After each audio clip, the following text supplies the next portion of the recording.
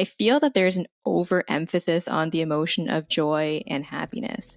And that's not just in the movie. I think that's in society in general, where we seem to have determined that happiness and joy is the be all and end all emotion. Where the reality is, like, we're going to have blips of joy and happiness, but if that's your goal, you're going to be disappointed over and over and over again.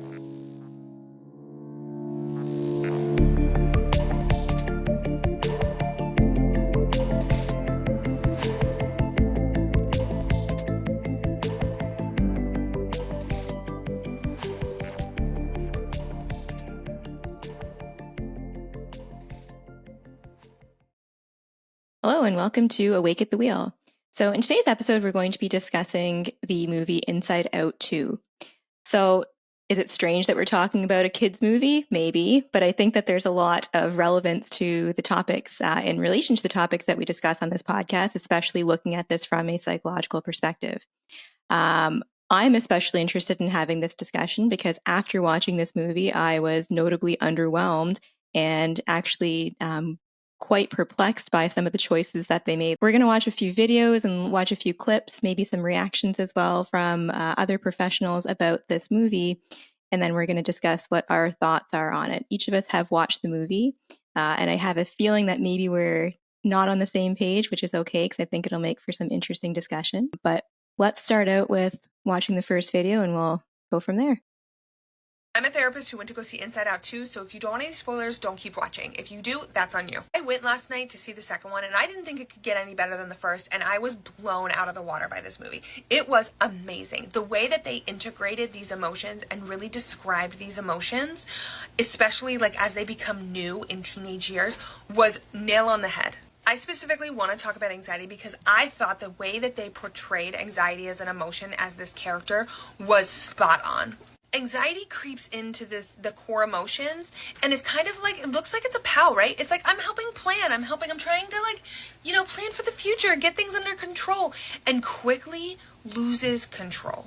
I think that's what's so scary sometimes about anxiety, because some anxiety is normal. It's what keeps us safe. It's what keeps us on our toes. It's what keeps us planning for things, but so quickly can get out of control, as we see in this movie. Anxiety begins driving all of Riley's decisions, even decisions that she normally wouldn't make. One of the crazy things that I loved about this was that the 5 core emotions were working on creating a sense of self that was, I'm a good person. And when anxiety took over and started creating core beliefs based off of memories, it changed. And it changed to, I'm not good enough. And I thought that that was such an accurate representation of anxiety and its core belief, is that at the end of the day, I'm not good enough. That no matter what I do, I will never be good enough. And when I heard that, I was shooketh to my core. Like, I was like, damn! You hit that. And it was so interesting watching the anxiety attack scene happen, because even the representation of that at the emotional level, like in their little world, like it looked like anxiety was running over and over and over and over again. But when Joy entered that space, it was actually anxiety was frozen at the control panel. And I have never seen such a accurate representation right there of like when you're in that thrall, it feels like I'm out of control, but I can't do anything. And then at the end of the day, it comes back to that all of these emotions serve a purpose. It's figuring out what purpose that they serve. I literally can't wait to watch this movie again because there's so much to dissect, and it was just so good. Okay, so this is where I feel like I must have missed something with the movie, because the majority of the opinions out there on this movie are similar to what this therapist just said. Especially from other therapists. Rotten Tomatoes, the critic score was 90%, the viewer score was an A, but I'm going to have to go ahead and disagree. First of all, I will say there are a number of things that she said that were accurate, for sure, talking about the role of core beliefs, talking about the way that anxiety can take over. There were some certainly valid points that she made there. But I would say one of the curses of being a therapist is I can't just watch a kid's movie and take my therapist hat off. I was unfortunately, whatever you want to say, watching this from a case conceptualization perspective and standpoint. So Disney has this reputation of being excessively woke and so on and so forth, especially in their recent movies. And there were some diversity inclusions in this movie. There was, females playing a predominantly male sport. There was a player wearing a hijab. There was, some diversity elements, which, okay, great. But in my opinion, this movie was, from a psychological perspective, presenting a very ethnocentric viewpoint. And what I mean by that, it was very much looking at the experience of a suburban white young female who came from an intact family with two parents who, at least the way that they portrayed her, reportedly does not have any trauma or oppression or any issues that were noted throughout the first or second movie that would contribute to perhaps having disordered anxiety or a trauma response. So I feel that the depiction of anxiety in this movie was, while accurate in some ways, also didn't take into consideration what the experiences of many Americans and Canadians are experiencing when it comes to anxiety. So with anxiety being a fear response, oftentimes in, teens and kids, it's coming from abuse or neglect or fear of not having their next meal. In this situation, it was about not getting onto the hockey team, which is a legitimate fear, but looking at her subjective reality, that anxiety depiction, I feel, was, again, ethnocentric and maybe a little bit surface level. Okay. So yeah, I watched the movie. I didn't see Inside Out, first one. So I saw this one only because I knew that you wanted to talk about it and I knew that you had a hate on for it. So I was a bit biased going into it. Yeah, I was kind of struggling with some of this as well. I'll talk about how at the end I think they did a good job of like there were certain parts of it. I was like saying, okay, they better take care of this and do something with that, okay? Because otherwise, I think they're doing a real disservice to any kids trying to understand emotions and the best way to cope and everything. Basically, where joy is shooting all the bad memories, into the back of the mind. So like I was hoping they're going to say, okay, we have to be able to integrate that. If you want to have a sense of self, you got to integrate the good and the bad, and so on, which they did toward the end, which I'm glad that they did that part. Anxiety. Yeah. I mean, a couple of things. First of all, embarrassment and anxiety only emerge at puberty. So again, I didn't see the first movie when she was a Yep. child, but That's my issue too. yes, I mean, that's ridiculous. And the anxiety that she was experiencing, especially when she seems to be having a panic attack in the penalty booth, that's not anxiety anymore. Now we're talking, an anxiety disorder. She's having an actual panic attack, and as you said, it doesn't just come out of the blue. I want to fit in. Yes, kids have that, so it didn't distinguish between, let's say, anxiety. That we all feel to some degree, and anxiety to a level where now we're talking, a disorder potentially. So if they're going to do that, if they're going to make anxiety the core character, basically, or one of the core characters, I think they should have done a better job of differentiating between regular and because as the therapist who I'm sorry, this is just my bias. If that was my therapist, I would run out of the room. I'm sorry, just there's something about her. If that's my energy, that's my style. That's okay. I just did not like how she was describing it. It's so amazing. It's the best.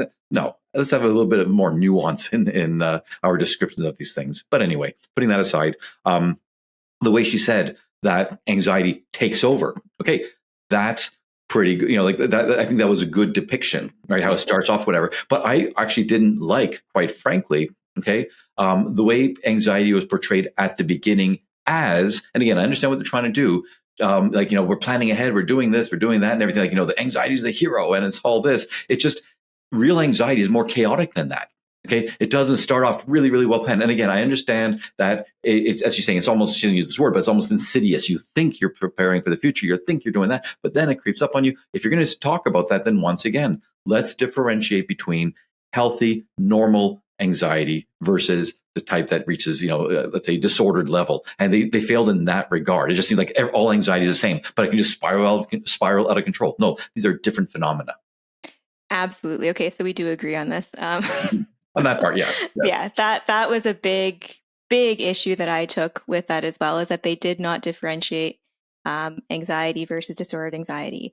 And perhaps this is an unpopular opinion, but I think that I have some street cred here as far as my ability to make this comment. I think that this is in large part what contributes to, quote unquote, everyone thinking they have anxiety, right? Anxiety is a normal human emotion, but disordered anxiety, as you said, is a completely different animal. Panic attacks, anxiety attacks, very different. That is not a normative anxiety response. That is a disordered anxiety response. And to that point, what I took issue with in that respect is, in relation to what I said earlier with Riley coming from an intact family, and I, described that case conceptualization framework there. As such, she is probably internally well resourced, meaning that she, has resilience and some coping tools, presumably. But again, that doesn't match with the depiction of her having an anxiety attack. What tools did she have? How did she cope with that? Did it just magically go away? I know she, the emotions were moving around and thinking it through and so on and so forth, but that doesn't just go away. And it's usually not a one-time thing. So again, I feel that was grossly an inaccurate representation of what that would actually look like. And there's no discussion, again, of her coping. Is she going to see a therapist? Is she going to talk to her parents about it? She doesn't in the end. So I think those are all real misses in that respect. Right. And I mean, another analogy, and this was from David Burns, who wrote the Feeling Good book about anxiety. He described anxiety, just in case anyone's wondering, like, what's another way to depict it? Again, I like the way that it sort of got out of control and everything like that at the end. But he described it as it's like a drop of ink in water. Okay. Like just put a little tiny, tiny, tiny drop of ink. That's all it takes. It starts off and it starts to sort of slowly kind of not dissipate, but it kind of spread out.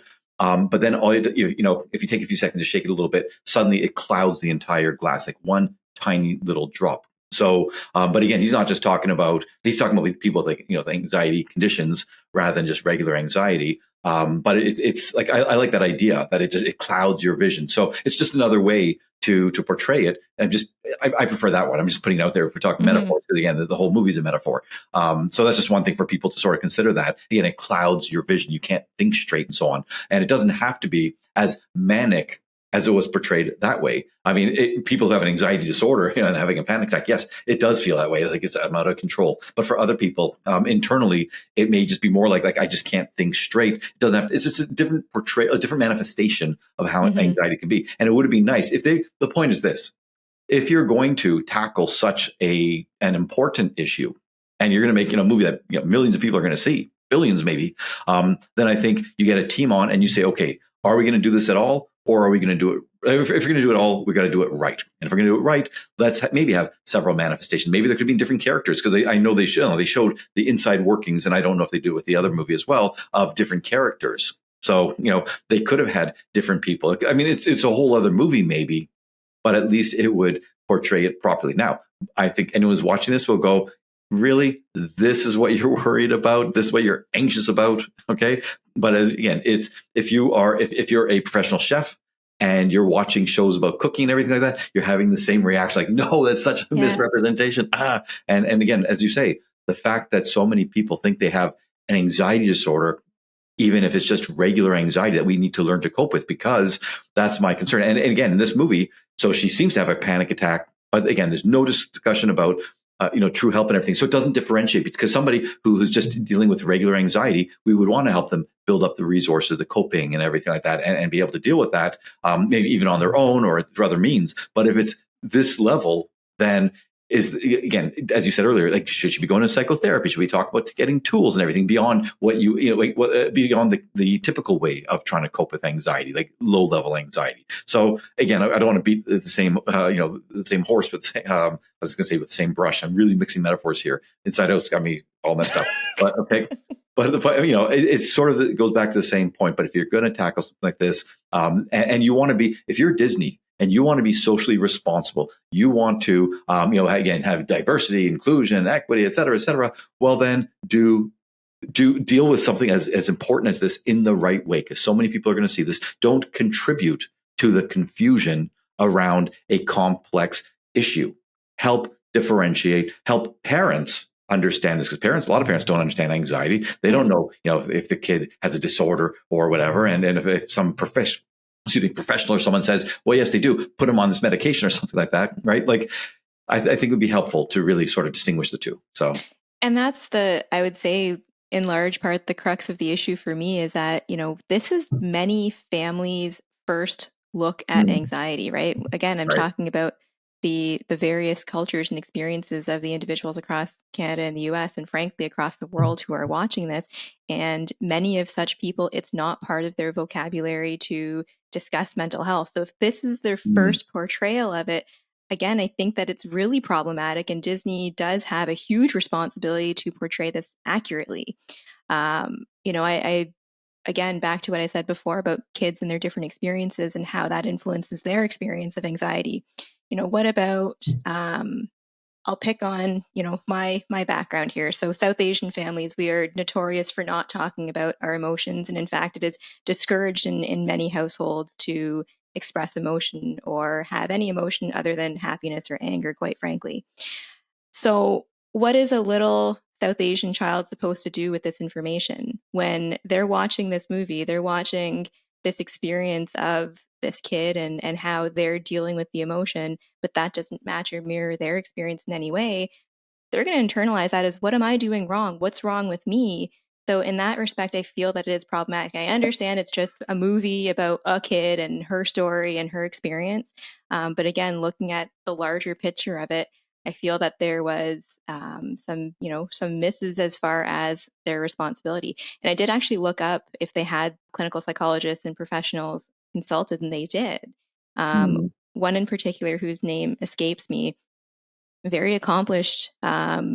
Seems like she's got a great platform. She's an author. She's a child psychologist, I believe, works with teens and youth and kids. And I'm surprised that somebody who is, that accomplished consulted, and this is what it translated to. mm. Okay. Yeah, I might look into that, go down that rabbit hole and see, because yeah, Yeah. look, we know art imitates life, life imitates art. So as you say, if this is a lot of families, forget just the kids, the families first Hmm. foray into, either anxiety or mental health issues and so on, then do it right, as I said earlier. And I'm going to shift gears a tiny bit, but just to help people understand that we're not just, harping on something, let's say, irrelevant. Um, to this day, and by the way, I bounce back and forth on this as well. I've got mixed opinions on this, and I've been dealing with this for maybe 30 years, about 30 years. Okay, the question of whether, let's say, major depressive disorder or a major depressive episode is a totally different phenomenon from, let's say, feeling depressed, feeling sad, feeling blue, or whether it's the same phenomenon, it's just on a higher, like it's on the farther end of the scale. Okay, Hmm. that you go from mild to moderate to extreme or severe depression, right, or major depression. And I've been following this debate for about 30 years, and I've seen arguments on both sides. But the problem is, and this is not a Pixar movie, it's not like a Disney movie that billions of people are going to see. This is an argument that plays out in journals that nobody reads or very few people read, okay, or that professors teach at university. It's a much narrower scope, when you think about audience. And the fact is, because of this, because of a bunch of researchers, and again, it seems like it's shifting gears, but it is connected, because a bunch of academics who maybe have very little or limited or not very good experience in the clinical world, in the professional world, when it comes to mental health, they're just academics, and nothing against just academics, but stay in your lane. Okay, if you don't work with actual Yeah. people, if you're Yeah. only researching student, and what do? They take university students. And again, I know it sounds like a digression here, but I think I hope people understand this. It's relevant. So they look at university students. You know what? A university student who is capable of doing a study for, like a first year intro psych courses. You know what they don't have at that time that they're doing the study? Any clinical knowledge.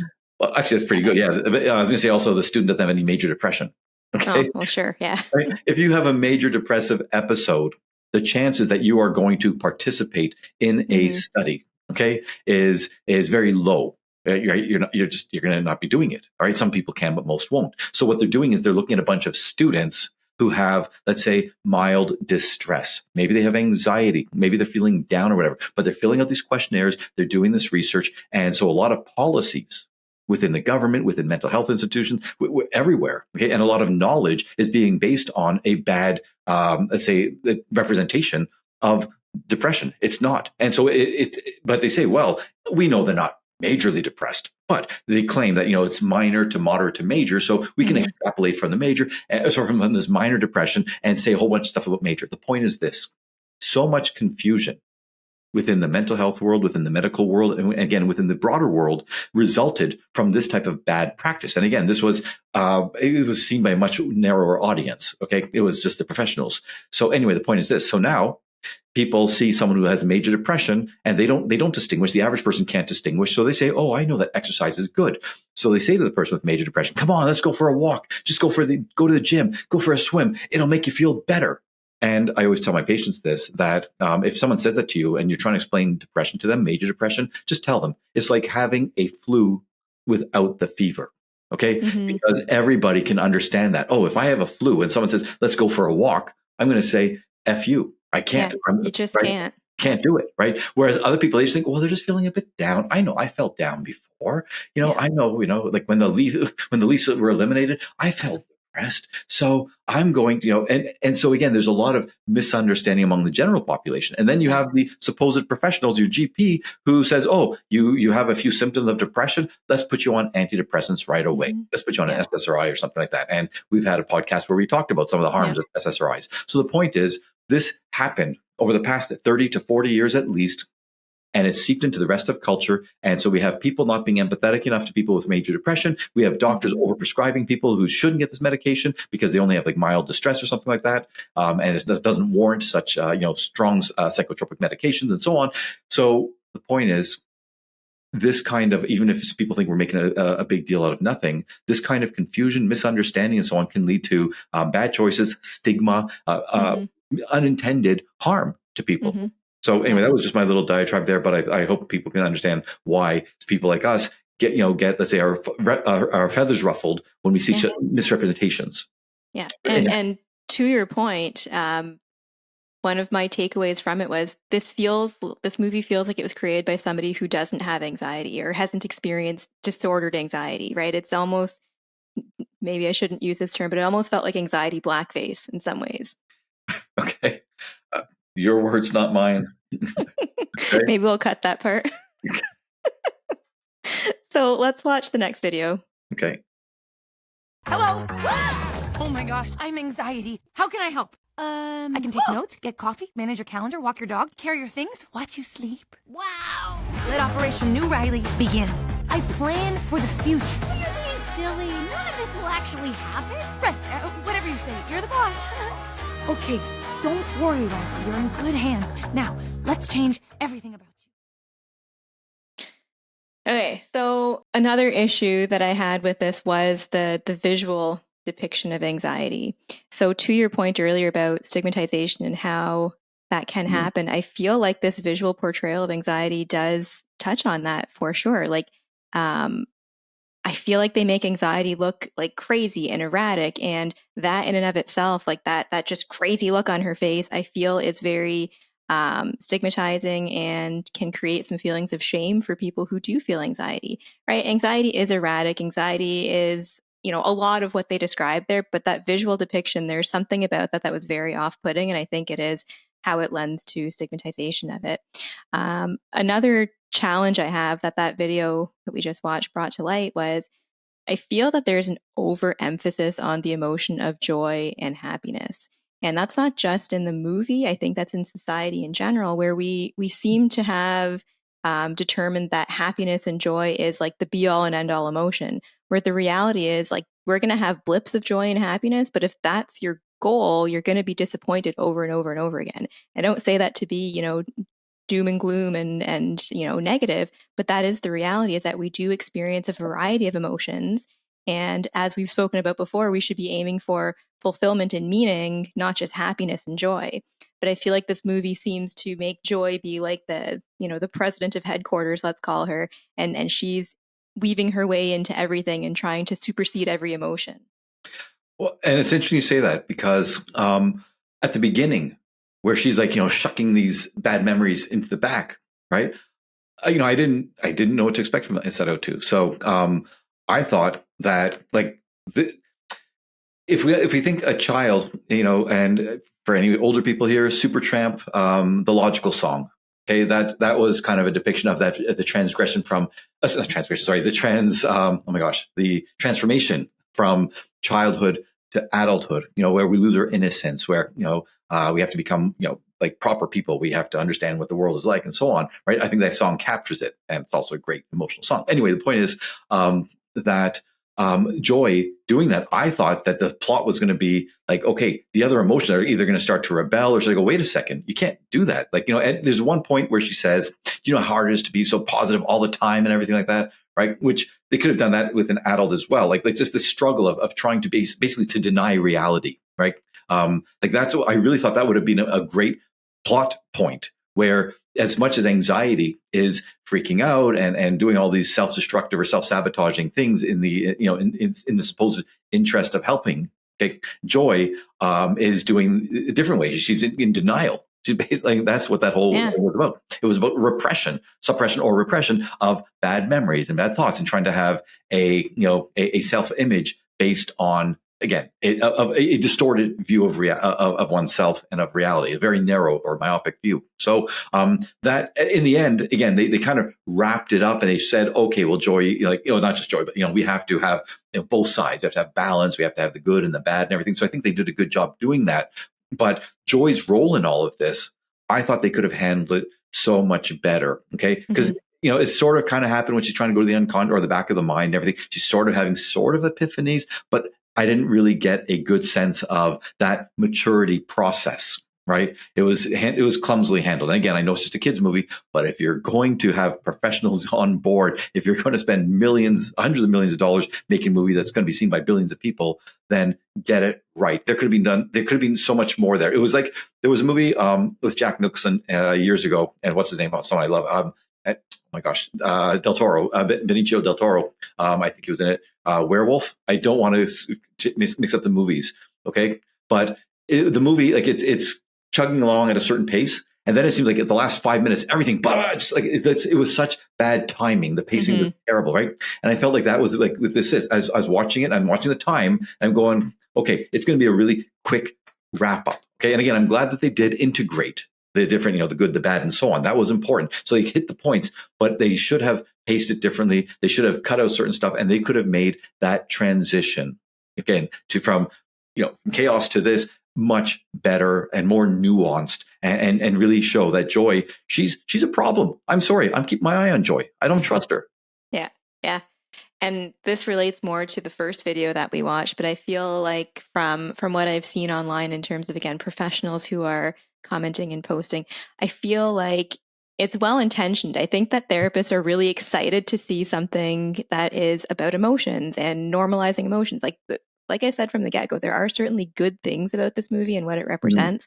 But I think that through that excitement, many of these therapists are filling in gaps in their explanation and excitement that weren't actually present in the movie. Excellent point. Yes. And again, Inside Out, I know when it first came out, everyone's raving about it and everyone's asking me, have you seen it? Have you seen it? And it's like, normally I don't like to watch those kind of movies about what we do because it's usually misrepresented. I only watched Inside Out 2 because you told me to watch it. So, all right. And now maybe I'll watch the first one to see whether it handles it better. All right. But again, let's go to another point, a few other points. When anxiety takes over, again, we have anxiety, ennui, and embarrassment. Was there one more? And was it envy or jealousy? Yes. Yeah. Jealousy. Yeah. Right. Okay. So a couple of points about that. One, embarrassment. What? That only happens when you're a teen? Again, I haven't seen the first movie, but where was embarrassment before? Right. Yeah. Like it was a certain type of embarrassment, but that ennui, okay, that's the only one where I could see that being a teen thing. Okay. But the embarrassment, the jealousy, or whatever, I mean, that makes no sense. Where were they before? Okay, so was this kid in the first movie, again, I don't know, I'm ignorant here, but was this kid delusional at first? Again, I understand we have this period of innocence. I don't know how old the child was in the original movie. Do you know how old she was? So she was 11. Okay, so at 11 years old, right? That's well beyond the age where the child is completely innocent and doesn't know how any part of the world works. So envy, jealousy, embarrassment, that should have all been there previously. So suddenly it wasn't. And then one more point, when anxiety is there and taking over and so on. And I know, I understand locking up the kids' emotions, everything like that, but the younger ones, or the basic emotions. But what about anger? Right? People like anger should have been part of that group and stuff like that. They could have made it so that just joy was locked up, for example. and the other people, sadness. I mean, sadness is part of that as well. That would have been so much more interesting to watch anxiety interrelate with these different emotions. That would have been the way to do it. Just joy gets locked up. I'm trying to think if there's any other emotion that could have been locked up with joy. It would just be joy, I think, right? The basic emotions can interact with anxiety. So that was such a poorly, way that they a poor way of handling it. I can't believe none of the professionals said, no, keep everybody else in, figure it out, work and stuff like that. Make Joy do it on her own. The hero's journey to understand, oh, I was delusional. I was, it's time to grow up. I've got to figure these things out and so on. Yeah. And I think somewhat related to what you said, there's a lot of overlap as well, right? Like, and, maybe, and I've seen other professionals commenting upon this and disagreeing.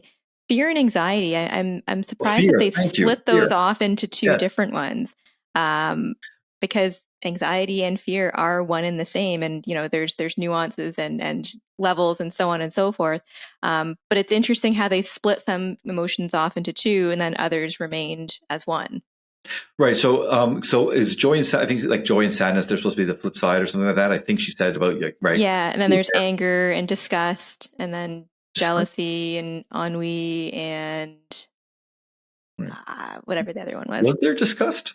Yeah. Oh, yeah. Okay. Now I'm sort of remembering that, but I'm blank. I'm having a hard time. But the fear part, yes, that's it would have been amazing to watch fear and anxiety interact and see it, because there's natural fear. And it's funny because some of my patients, like who had PTSD, okay, and again, a little bit shifting gears here, and I know, but I just want people to kind of consider this, where they, and sometimes they say it harshly. So people with anxiety, please don't take offense. That's not my words. But people with PTSD, they before, when it was part of the anxiety disorder, and up until the DSM-4 TR, PTSD was within the anxiety disorders family, as you know.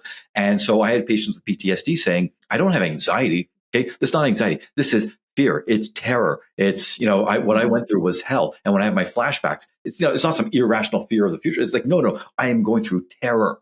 Don't tell me I have anxiety. Okay. And then when it was taken out of out of it and put into its own category, I had some patients going, thank goodness, because I don't want to be associated with anxiety. It's not anxiety. It's something totally different. So yes. So the fear, anxiety, how they're similar, how they're different, that could have been a movie, into itself. It could have been Bad Boys 35, whatever series they're at right now, or whatever they're at. Okay, that could have been a way to handle it. And again, I know it seems like we're making a big deal out of it, but if you're going to make a movie like this, so many people are going to see it, do it right.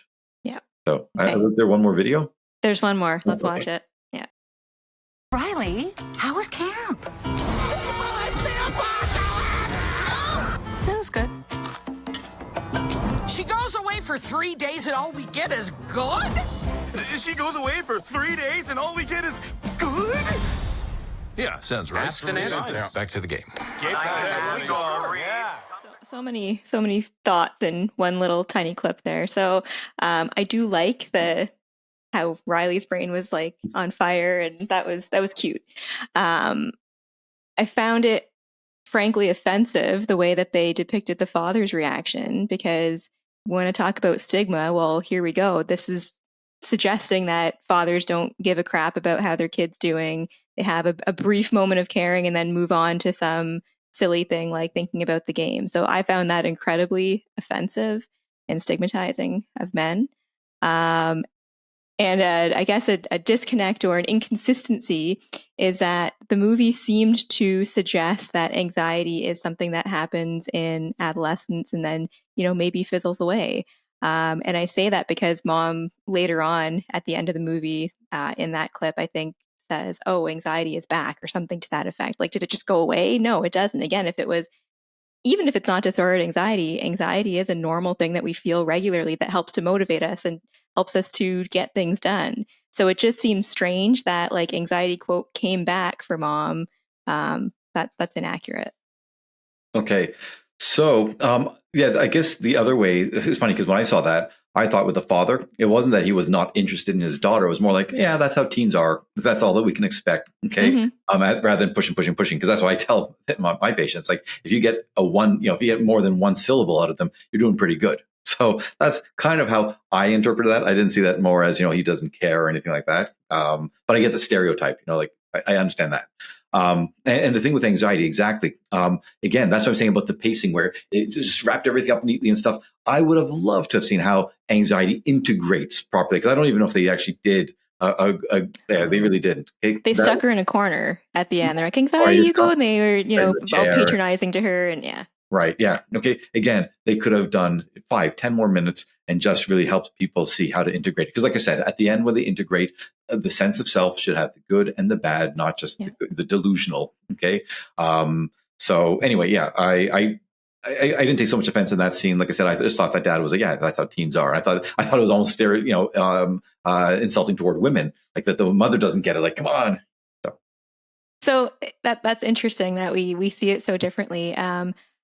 One other thing that I'll say here is, and again, I feel like I have to preface this constantly. I understand this is a kid's movie. I understand they were limited on time, blah, blah, blah. But if you're going to be portraying such a serious topic, it needs to be done in a fulsome manner. And I feel that that last scene is also problematic because they're not showing the importance of talking out what her experience was and leaning on her parents to, problem solve or again, just share that experience that was really difficult for her. So I think there needs to be some more normalizing of those conversations.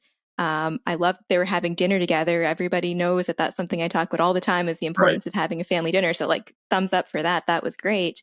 But there was no discussion. And yes, that is typical with teens, but there's also a fine line between us accepting a teen who is shut down as normal versus a teen having changes in their mood. That's normal, but a teen being completely shut down and sharing nothing, that's not healthy. Right. And the fact that it was as severe as it was, she's breaking into the coach's office and doing all this stuff and shunning her friends and all that. I mean, again, I don't know if she would, she doesn't have to share all of that with the parents. But the fact is, as we were saying, kind of like this mixing up of just regular anxiety with whatever. Okay. So if a kid has an actual anxiety disorder or really extreme anxiety, are they going to walk away being fooled into thinking, okay, you know what? I just have to do A, B, and C and everything's going to be okay. And I don't have to share with parents and so on. Like it is like, again, like for me, it's like, good, fine. That's normal. I expect that. Right. But in a movie like this, and it's the ending, it's like toward the end, right, where you're trying to deliver some messages and so on. I agree with you 100% that some kind of discussion or something like that, or with a coach or somebody where they just it's modeling for children or teens how to deal with it. Don't just keep it bottled up and so on. Seek some kind of help. If you can. And yeah, just having a couple of friends there and like doing the fist bumps or whatever, like they had, like, yeah, it's what's our word here? It's like not nuanced enough. It oversimplifies it basically. And once again, life imitates art. And so this will seep into the kids' consciousness. And if people don't think that's true, I mean, that's our schemata, our understanding of the world and what's right. Our norms are based so much on this. On the media that we consume. So yeah, and especially if everyone's saying Inside Out is amazing, and now you have all the experts saying that. So I haven't, bad enough I had to watch the movie. Okay, which wasn't bad. Sorry, that's okay. It wasn't. I should have watched it with my kid. Anyways, but actually, they get better knowledge on the emotions from me. But anywho. But I haven't watched the critics talking about, or not the critics, sorry, the professionals talking about this. And yes, if they're all going out there and saying it's amazing and great and everything, and parents are seeing this as well, then once again, we are normalizing and, all the flaws that we saw in this movie. Yeah. So do you know if other mental health professionals have actually been criticizing this? And like we have? I literally was searching, purposefully searching, what are the criticisms of this movie from professionals?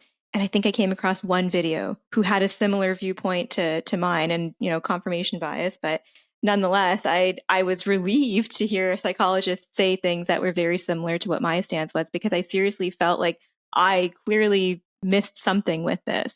And in my rationalization of where I was coming from, similar to the point that you made, I think that your family, much like my family, is probably more psychologically minded than the average family. So we were watching it with a different lens, and I get that.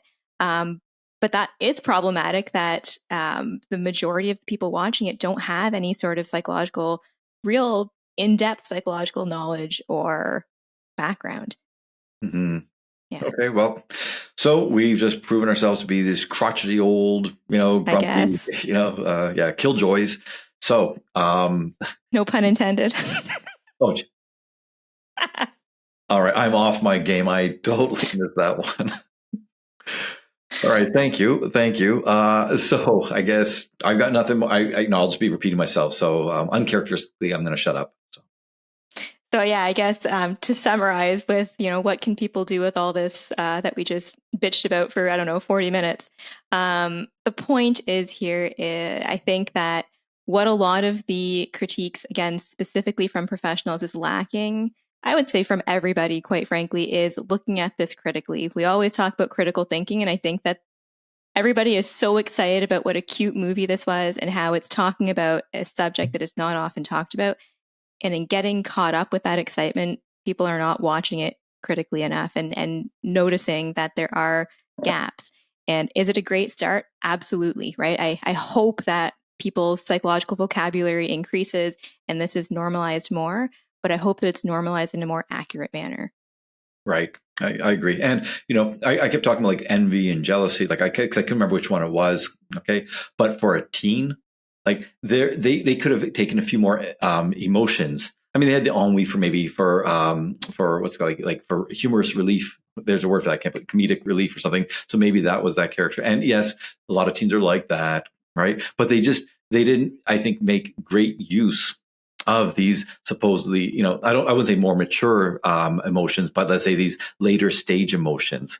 So I wish they would have had a few more. I would have wanted to see jealousy and envy more, done more, kind of more, let's say, what's it called? Like developed more and let them play out and see. Like so much more could have been done. With this movie to help people see this and to help deal with it in a healthy way. It was just done so, let's say, almost ham-fisted. Quite frankly, I didn't any nuance or subtlety or anything else like that. It was just so blatant, so obvious, and I think it could have been done. I guess with more drinking word of the day nuance. Yes.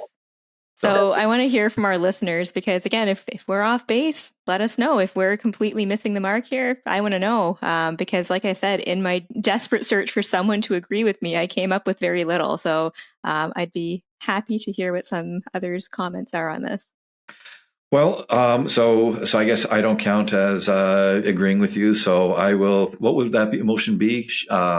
Humiliation, shame. I can't think of it. I should know that. I mean, that's on the spot. You watched the whole movie. Come on.